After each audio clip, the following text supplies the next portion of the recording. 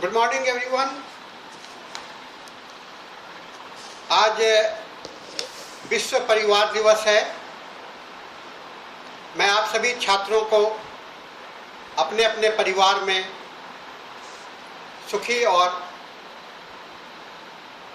खुशहाल रहने की शुभकामनाएं देता हूं और साथ ही GD memorial homoeopathic medical college के इस महापरिवार के सदस्य के रूप में भी आप सबों को हार्दिक बधाई देता हूं, हार्दिक शुभकामनाएं देता हूं और मेरा आशीर्वाद आप लोगों के साथ में है। छात्रों, यह परिवार जो होम्योपैथी का है, ये बहुत ही विशाल परिवार है और इस परिवार की स्थापना डॉक्टर हेनिमैन के द्वारा की गई थी और इस हेनिमैन साहब के माध्यम से हम सभी कोई आज हेनिमैन के अनुयायी बन रहे हैं और अनुयायी बन करके इनके मार्ग पर चलने का शपथ ले रहे हैं। इनके मार्ग पर चलने का हम लोग अपना संकल्प ले रहे हैं, हम लोग तैयार हो रहे हैं और इस परिवार में जुड़ करके इस परिवार में एकजुटता बनी रहे, इस परिवार का एक अच्छा माहौल बना रहे, ये इसकी शुभकामना मैं आप लोगों को देता हूँ। छात्रों, आज का विषय हम लोगों का जो मैथमेटिका से संबंधित है। हम लोगों ने कैली ग्रुप का अध्ययन शुरू किया था और कैली ग्रुप में का जनरल सिम्टम्स के बाद में हम लोगों ने कैली म्यूर को देखा था। आज इस कड़ी के दूसरी दवा को हम लोग पढ़ने जा रहे हैं और इसे हम लोग कैलीफॉस के नाम से जानते हैं। छात्रों, जो बात मैं अक्सर और सभी समय में कहता हूँ, शब्द के मूल रूप पर जाने का कोशिश हमेशा और बने रहना चाहिए आधार पर। तो कैलीफॉस को मैं हमेशा पोटासियम फॉस्फेट के रूप में देखने का कोशिश करता हूँ। कैलीफॉस को हम लोग हमेशा पोटासियम फॉस्फेट के रूप में देखने का कोशिश करता हूँ। यह पोटासियम फॉस्फेट हमें एक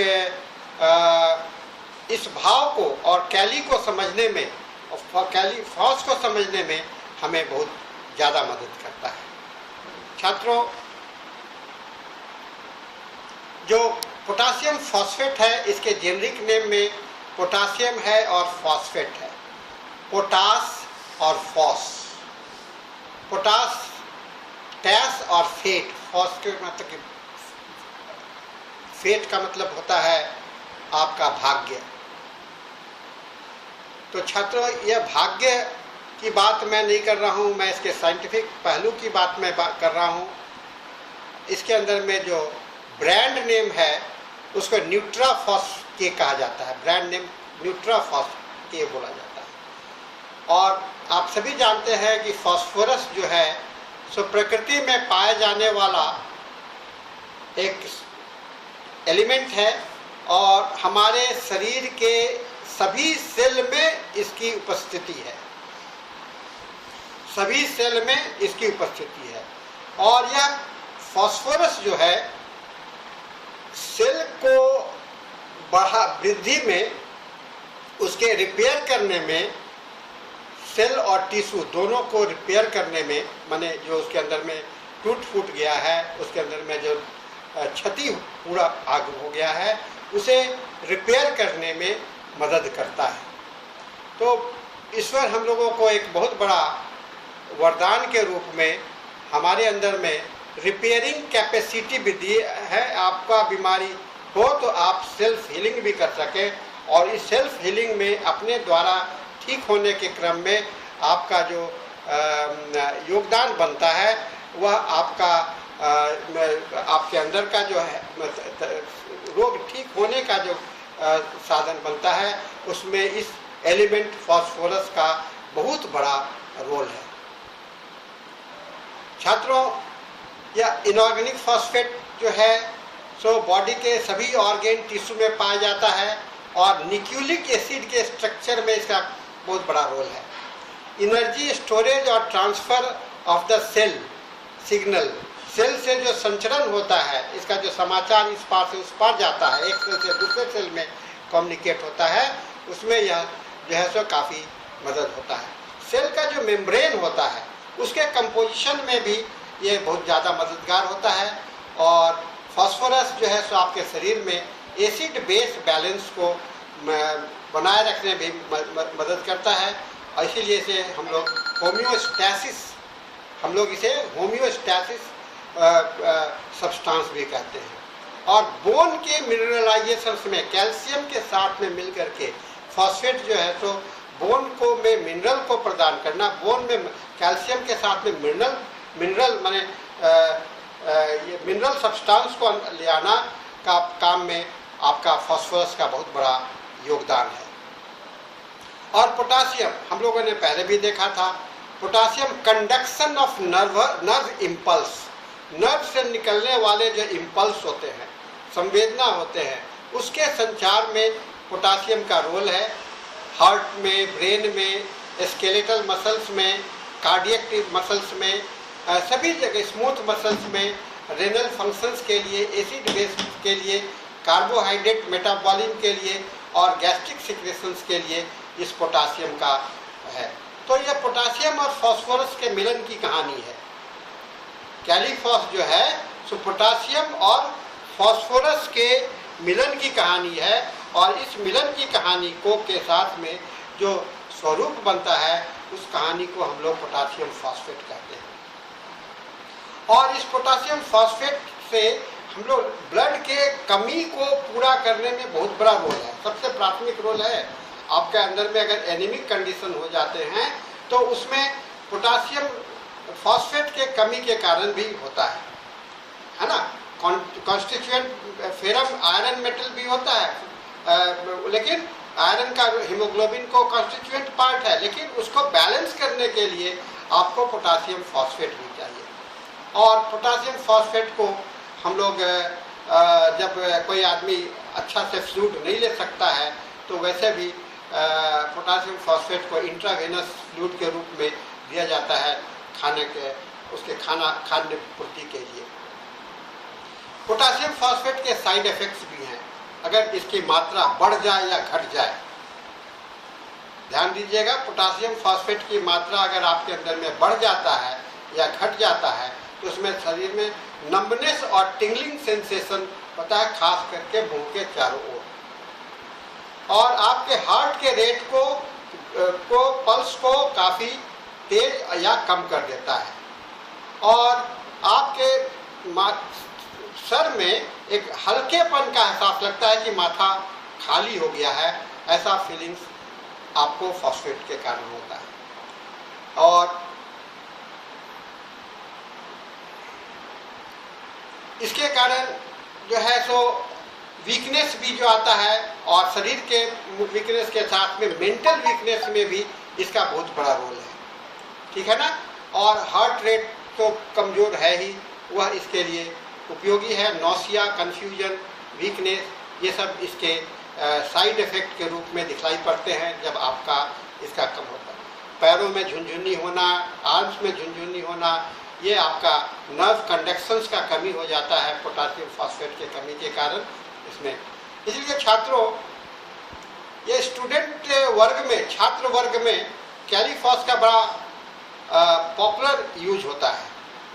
छात्र लोग पढ़ते पढ़ते थक जाते हैं तो कैलीफॉस को लेकर के अपनी मेमोरी पावर को बढ़ाने के लिए उपयोग करते हैं। लेकिन ध्यान रखिएगा, हमेशा आपके ये मेमोरी को बढ़ाएगा नहीं। अगर आप पढ़िएगा ही नहीं तो मेमोरी नहीं बढ़ेगा, ठीक है ना।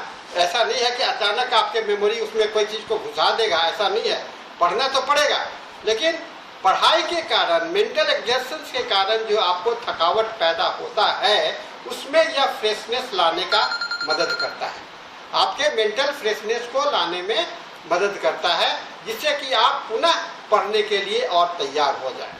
यही कैलीफॉस का रोल है।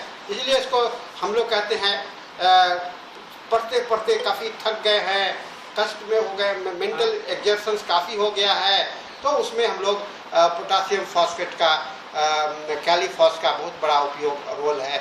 आपके मेडिका में भी ऐसा दिया गया है। ठीक है ना। तो हम लोग इसके साथ में एक और चीज़ को फिर आ जाए, हम लोगों को फिर पुनः याद करें अपने कैलीज को, कैली के कॉमन ट्रेड्स को। ये सभी कंजर्वेटिव्स होते हैं, रेगुलर होते हैं, प्रॉपर होते हैं एंड डाउन टू अर्थ होते हैं। ऐसा मैंने पिछले क्लास में भी बताया था, आप लोगों ने इसको अध्ययन किया था। ये सारी बातें आपको कैलीफॉस के साथ भी लागू होता है। इनमें लॉट ऑफ द मॉरलिटी पर कैलीफॉस वाले लोग भी काफ़ी ध्यान देते हैं। क्या सच है, क्या गलत है, कितना क्या सही है और क्या गलत है, यह बहुत इंपॉर्टेंट इशू हुआ करता है हर एक कैली के साथ में। और कैली का जो मैं कहा, इसका सभी कैली में कैलीफॉस जो है सो नर्वस एग्जॉशन के लिए, मान नर्व्स के थकावट के लिए, न्यूरोस्थेनिया कंडीशन जो आ जाता है उसके पूरा करने के लिए यह कैलीफॉस जो है सो बहुत ही महत्वपूर्ण है। कैली पेशेंट्स जो अपने आप के सेल्फ कंट्रोल को लूज कर जाते हैं, थक करके लस्ट पस्त हो जाते हैं, उस लस्ट पस्त अवस्था को दूर करने में कैलीफॉस का रोल बहुत ही अहम है ना, बहुत ही अहम होता है। और कहा जाता है यह नक्स भूमिका, सिपिया और जिंकम मेटालिगम के फीचर को भी अपने आप में समाहित रहता है। और नक्स भूमिका में भी आपको जो एल्कोलाइड्स पाएंगे, स्ट्रेचिनम और सिपिया के जो एल्कोलाइड्स हैं, और जिंकम मेटालिकम के अंदर में भी आप फॉस्फोरस का, ये कैलीफॉस का प्रॉपर्टी को आप देख सकते हैं।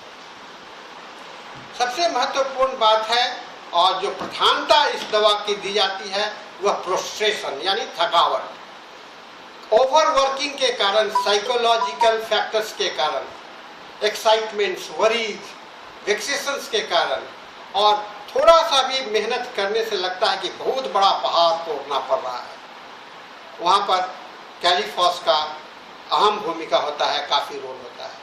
कैलीफॉस के पेशेंट बहुत ही नर्वस हो जाया करते हैं और छोटी छोटी आवाज़ से भी चौंक उठते हैं, है ना, और लोग से मिलना नहीं चाहते हैं। यह थकावट के कारण लैसिट्यूड उसका बैकग्राउंड होता है। लैसिट्यूड का मतलब होता है लस्त पस्त हो जाना, कमज़ोर हो जाना, अपने आप को लाचार समझने लगना कि हमसे अब नहीं होगा, अपने आप को सरेंडर कर देने के जैसा लगता है, उस अवस्था को कैलीफॉस कहते हैं। कैलीफॉस के पेशेंट जो हैं तो एक्सेसिव, इस कारण से इनके अंदर में साइनेस माने लज्जालूपन और एक्सेसिव ब्लशिंग, एक फीलिंग्स जो होता है अपने आप को कि हम गलत हैं, ऑकवर्ड फीलिंग्स इसके अंदर में काफ़ी आता है। और ज़्यादा बात नहीं करना चाहते हैं, है ना, कन्वर्सेशन में कैलीफॉस के पेशेंट नहीं आते हैं, पहले ही से थका हुआ है, तो यह कैलीफॉस के पेशेंट जो है सो हमेशा ये चाहते हैं बात ये करने का, ठीक है ना। ये हमेशा अकेलापन को रहना चाहते हैं। कैलीफॉस के पेशेंट हमेशा अकेले रहना ज़्यादा पसंद करते हैं और बात करने से इन्हें काफ़ी स्ट्रेस महसूस होता है। खास करके कोई जैसे मेरे जैसा व्याख्याता अगर लेक्चर दे रहा हो और थकावट के जैसा महसूस कर रहा हो तो यह एक परिस्थिति बनता है कैलीफॉस के लिए। छात्र पढ़ते पढ़ते थक रहे हों, है ना, लेक्चर सुन रहे हैं लेकिन अब कान में आवाज़ ही नहीं जा रही है, क्यों? सुनने का क्लास में बैठे हैं, लाचारी से बैठे हैं, क्यों? इसीलिए कि अब थक गया हूँ इतना, थोड़ा सा पढ़ाई हुआ, 10 मिनट के क्लास के बाद में ये 40 मिनट का क्लास कैसे पूरा होगा, ये पहाड़ बन जाता है। और जब पहाड़ बन जाता है तो इसको हम लोग को एक स्ट्रेस क्रिएट होता है और चाहता है कि उस समय अकेला हो, है ना, अकेला हो। यह परिस्थिति जो है सो कैलीफॉस के लिए बहुत ही उपयुक्त परिस्थिति माना जाता है। लाचारी के कारण, लैसिट्यूड के कारण, थकावट के कारण अगर आप अकेलापन की चाहत होती है तो इस चाहत को हम लोग कैलीफॉस की चाहत कहते हैं। इन्हें खास करके ओपन स्पेस का भय होता है, ये खुले जगह पर नहीं रहना चाहते हैं, इन्हें बंद कमरे चाहिए, है ना, बंद कमरे में अकेले में पड़े रहे, है ना। ये कैलीफॉस का लाचारी है। ये इतने लस्त रहते हैं कि कमरे के खिड़की उड़की बंद करके चुपचाप पड़े रहे। खुले जगह पर वातावरण में इन्हें सफोकेशन महसूस होता है। लोग बंद कमरे में सफोकेशन महसूस करते हैं, घुटन महसूस करते हैं। कैलीफॉस के पेशेंट खुले जगह पर घुटन महसूस करता है ना, अपोजिट है ये। खुले जगह पर एयरी प्लेसेस में काफ़ी जहाँ काफ़ी बड़ा स्पेस है, ये छोटे से कमरे में रहना पसंद करते हैं, ये कोने में रहना पसंद करते हैं, ऐसे जगह पर रहना पसंद करते हैं जहाँ की उन्हें कम से कम लोगों से संपर्क हो सके और आराम से अपने थकान को मिटा सके। थकान को मिटाना इनकी प्राथमिकता होती है ना। कैलीफॉस के पेशेंट को थकान मिटाने की प्राथमिकता होती है। सभी अवसर को खोजते हैं कि थकान कैसे मिट जाए। सभी अवसर वैसे अवसर की तलाश में रहते हैं कि कैसे यह थकान मिट जाए। ये बहुत इंपॉर्टेंट एस्पेक्ट है कैलीफॉस का, ठीक है ना। दूसरा, इतने थकान हो जाते हैं कि अपने परिवार से भी एवर्सन हो जाता है। अकेले और अपने लोग से बात करने में, क्योंकि वहाँ पर पाबंदी कम होती है, आवाज़ बड़ा क्रूएल जैसा होता है, कुछ से बोल देते हैं जो लोगों को बुरा लगने लगता है। बाकी लोग नहीं समझते कि क्यों ऐसा बोल रहा है, लेकिन बेचारा या बेचारा के लाचारी को कोई समझता नहीं है परिवार के लोग, और उसे कहते हैं कि बड़ा ये एब्रप्ट है, बड़ा अच्छा व्यवहार नहीं है इसका, ऐसी भावना आती है। लेकिन यह लाचारी से निकला हुआ शब्द जो है, इसे डिप्रेव्ड फीलिंग ले आता है, और यह डिप्रेव्ड फीलिंग जो है सो यह इस मेडिसिन का एक इम्पॉर्टेंट कंडीशंस बनता है। इरिटेबल फ्रॉम वीकनेस, इस कमजोरी के कारण चिड़चिड़ापन आ जाना है ना, इस कमजोरी के कारण चिड़चिड़ापन आ जाना और हमेशा तुरंत गुस्से में आ जाना, और बात को बोलते बोलते इतनी थरथराहट हो जाती है कि शब्द में भी थरथराहट हो जाता है, आवाज़ जो है सब अच्छे तरह से निकल नहीं पाता है वीकनेस के कारण, और साथ में गुस्से के कारण, पैशन के कारण, है ना, पैशनेट हो जाने के कारण, गुस्से हो जाने के कारण, इमोशनल, हाईली इमोशनली चार्ज हो जाते हैं। जब आपकी बात को कोई समझता नहीं है तो वह यह अवसर जो है सो आपको कैलीफॉस का अवसर कहलाता है। इस तरह के पेशेंट काफ़ी चिली होते हैं, है ना, और ये ठंडा जो है सो इनको बर्दाश्त नहीं होता है। कोल्ड प्लेसेस में इनको कष्ट बढ़ता है, हमेशा अपने को भय बना रहता है कि ठंड लग जाएगा, और गर्म के तलाश में रहते हैं। इनके कष्ट जो है मुख्यतः 2 बजे से 5 बजे सुबह में बढ़ते हैं। मैं पिछली कैली के ग्रुप में भी आपको बताया था, वह सारे कष्ट जो है सुबह में बढ़ते हैं।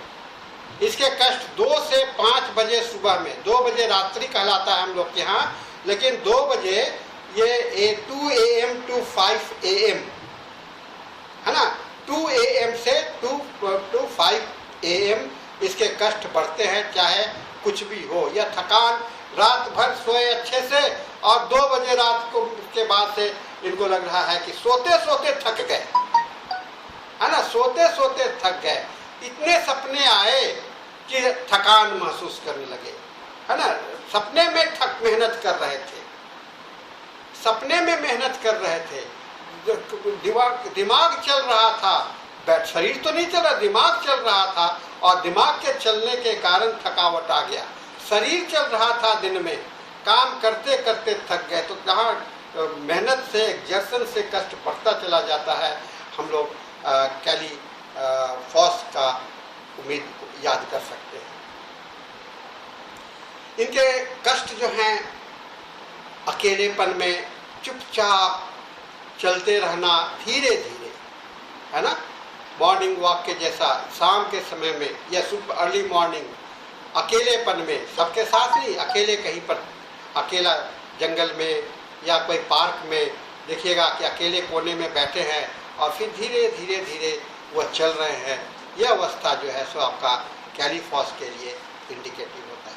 तो इस तरह के रोगी जो हैं सो अक्सर इतने अपने आप को आइसोलेटेड हो जाते हैं कि इनको, अगर आज का जो समय है हम लोग का सोशल डिस्टेंसिंग का, बंधन का, कि हम लोग को, तो इनको यहाँ पर प्रभाव नहीं पड़ता है, क्योंकि आइसोलेशन में इनको आराम मिलता है। और अकेले शांत रहने में इनको आराम मिलता है। तो यहाँ पर यह अवसर इनके लिए स्वर्णिम अवसर है। चुपचाप पड़े रहें, आपस में अपनी मन के साथ, अपने दिल के साथ रहें। यह कैलीफॉस की चाहत होती है, दिल के साथ रहें, अपने मन के साथ रहें। यह है इनकी चाहत है, किसी दूसरे के साथ नहीं, अपने दिल के साथ, अपने मन के साथ, अपनी ही बातों में एब्जॉर्ब रहने का चाहत जो है। क्योंकि जरा सा भी ब्राइनिया को आप लोग कहा करते हैं कि स्लाइटेस्ट एग्जर्शंस, आँख का पलक भी झपकता है तो ब्राइनिया का कष्ट बढ़ जाता है। आँख के पलक बढ़ने से, झपकने से भी होता है। आँख के सामने में कोई तेजी से चीज बदल गया तो उससे कष्ट बढ़ जाता है ब्राइनिया में। तो इस तरह से कैलीफॉस के भी कष्ट जो है, लेकिन कैलीफॉस में लैसीट्यूड के कारण प्रोस्ट्रेशन आ जाना, ब्राइनिया में प्रोस्ट्रेशन नहीं आता, चिड़चिड़ापन आ जाता है, वो हिलना डुलना नहीं चाहता, स्लगिशनेस है वहाँ पर। ब्राइनिया जो है सो स्लगिश है, यह स्लगिश नहीं है, ये चाहता है, क्योंकि इसमें फास्फोरस है जो इसे विस्तारित भी करना चाहता है, लेकिन अपने को यह उतना अपग्रेड नहीं कर पाता है। इसलिए कैलीफॉस को एक समस्या पैदा होता है। कैलीफॉस के जो डिस्चार्जेज होते हैं बड़ा दुर्गंधदायक होते हैं, गोल्डन येलो कलर के होते हैं, कभी कभी ऑरेंज कलर के भी होते हैं, ऑरेंज येलो होते हैं। चाहे कोई भी डिस्चार्जेज हो, है ना, जीभ का जो कलर होता है, टंग, यह भी आपको गोल्डन येलो या येलो ऑरेंज के जैसा होगा। और डिस्चार्जेज को ले लीजिए, लिकोरिया है, यूरिन है, एक्सपेक्टोरेशंस है, स्टूल है, ये सारे जो है सो गोल्डन येलो का दाग पैदा करते हैं, ठीक है ना। गोल्डन येलो, दिस याद रखिएगा, गोल्डन येलो एंड प्यूट्रिट, प्यूट्रिट मतलब सड़ा हुआ गंध के जैसा इनके डिस्चार्जेज होते हैं। इस पेशेंट के डिस्चार्जेज घाव हैं, बस हैं, अगर आपके पास में है और पीले रंग का और लाल रंग लिए हुए है तो वह आपको इस बहुत ही कष्टदायक होता है इस रोगी के। ये आपके लिए कष्टदायक, रोगी के लिए नहीं, आप उसको दुर्गंध को बर्दाश्त करना दूसरों को मुश्किल हो जाता है, ठीक है ना। इसके कष्ट जो हैं मेंस्ट्रुएशन फ्लो के साथ में इसके कष्ट आराम हो जाते हैं। मेंस जैसे चालू होता है, डिस्चार्जेस शुरू हो जाते हैं, इनके कष्ट आराम हो जाते हैं। आपको इस संदर्भ में एक दवा याद आ रहा होगा, लैकेसिस का, ऑल डिस्चार्जेज एम्लोरेट्स, और फास्फोरस के भी उनके शरीर से कुछ निकलता है तो इनके कष्ट आराम मिलते हैं। खास करके मेंस्ट्रुअल डिस्चार्जेज जो है तो इसके लिए बहुत ही आराम देने वाला होता है। कहा जाता है कि, और ऐसा सत्य भी है, जब काफ़ी लाख बीमारी, क्रॉनिक डिजीज से आप सफ़र कर रहे होते हैं, हॉस्पिटल में भर्ती रहने के कुछ दिन के बाद में काफ़ी भयंकर बीमारी से जब आप उबर जाते हैं, ठीक हो जाते हैं, और उसके बाद में जब आप घर को आते हैं तो आपके शरीर में लगता है कि जान ही नहीं है, एग्जॉस्टिंग डिजीज के बाद में, है ना, ऐसा डिजीज जिससे कि आप एग्जॉस्टेड हो गए, आप हताश हो गए, आप थक गए, झेलते झेलते थक गए, तो उस बीमारी के बाद में आपको यह ताजगी लाने का काम आपका कैलीफॉस करता है ना, ताजगी लाने का।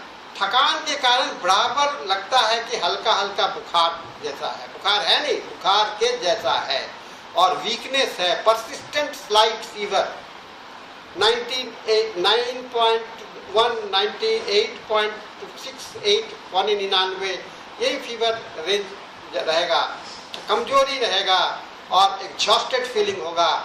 और ये जो बुखार के बाद होता है, इसको कहते हैं कि ये एक स्नैक्स के रूप में, है ना, बीमारी तो ठीक हो गया लेकिन बीमारी का जो असर है वो अभी भी दिमाग में बैठा हुआ है। कितने थकावट ले आया था कि अभी तुरंत दिमाग से निकल नहीं रहा है, यह अवस्था आपको कैलीफॉस के लिए एक इम्पॉर्टेंट अवस्था है। और इस रोगी का एक बहुत ही महत्वपूर्ण लक्षण है, सवेरे में जब जगते हैं 5 बजे के आसपास में, तो उन्हें कुछ न कुछ खाने को